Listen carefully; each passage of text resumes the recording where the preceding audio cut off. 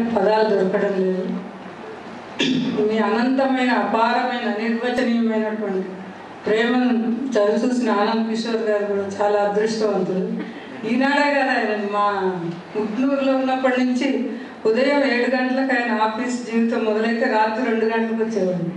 మేము అప్పుడే హైదరాబాద్ నుంచి నేను ఎంఏ పూర్తయిన తర్వాత అక్కడికి వెళ్ళాను. అడవి, అక్కడ మనుషులు కూడా సరిగ్గా ఉండేవాళ్ళు కదా, ఇంటి చుట్టుపక్కల అన్ని పాములు ఉండేవి. ఉట్నూరులో ఉంటే భారతదేశంలో ఎక్కడైనా జీవించవచ్చు అనేవాడు.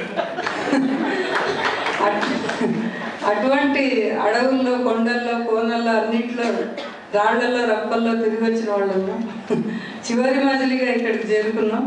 మొదటి నుంచి ఆయన సమయపాలనకి, కర్తవ్య దీక్షకి, కార్యదక్షతకి జీవితంలో అత్యధిక ప్రాధాన్యతనిచ్చారు. మా పెళ్ళైన కొత్తలో కూడా ఎన్నడూ ఆయన వ్యక్తిగత జీవితానికి కానీ సరదాలకు కానీ ఎన్నడూ సమయాన్ని కేటాయించడం ఆయనకు అలవాట్లేదు. ఉద్యోగం అంటే ఏమనుకున్నావు, నేను గవర్నమెంట్ ఆఫీసర్ అనేవాడు. ఆయన బయటే కాదు, ఇంట్లో కూడా ఆఫీసర్. మా పిల్లలకు కూడా ఇప్పటికీ చదవలేదు వాళ్ళ నాన్నతో. వాళ్ళు ఎప్పుడు అంటారు, నాన్న ఏంటి మమ్మీ అసలు మాట్లాడరు, డాడీస్ అందరు చాలా ఫ్రీగా ఉంటారు కదా. అయితే ఆయనను ఆదర్శంగా తీసుకుని వాళ్ళ జీవితంలో పైకి వచ్చారనుకోండి. మాకు ఇలాగే అలవాటు అయిపోయింది. సమయం పోగొట్టుకున్నానని నేను ఎప్పుడు అనుకోలేదు.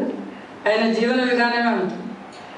100కి1 కోటికొక్కడో ఇలాంటి వాళ్ళు ఉంటారు. ఆదిలాబాద్లో ఆయన ఇన్స్పెక్షన్కి వెళ్తే టీచర్లందరూ ఎముడు వచ్చేవాళ్ళని, ఎముడు వచ్చాడు. ఆయన ఒక సబ్జెక్ట్ కదా, అన్ని సబ్జెక్టులో నిష్ణాతులు. ఆయన వెళ్తే టీచర్లకి వణుకాను. ఆయన స్నేహితులకు కూడా సమయాన్ని ఇవ్వటం ఆయనకు అలవాట్లేదు. చిన్ననాటి స్నేహితులు కూడా ఇప్పటికీ బాధపడుతూ ఉంటారు, ఫోన్లు ఎత్తారు, మాట్లాడరు.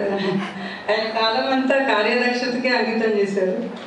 ముఖ్యంగా టైం, సమయపాలన అంటే ఆయనకి అదే ఆయన జీవితం. అంకిత భావంతో ఈ జీవితాన్ని అంతా దీనికే అంకితం చేశారు. ఆయన పిల్లలకు కూడా ఆదర్శప్రాయంగా నిలిచారు.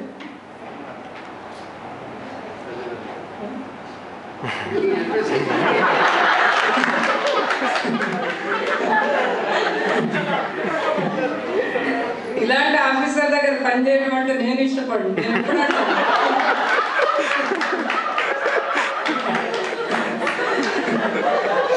మిమ్మల్ని ఎట్లా భరిస్తున్నారు వాళ్ళందరూ, ఇంత కోపం వచ్చినప్పుడు చాలా కరుగ్గా మాట్లాడతారు. ఆయన మనస్సు నవనీతమే కానీ మాట కటువుగా అనిపిస్తుంది అందరికి.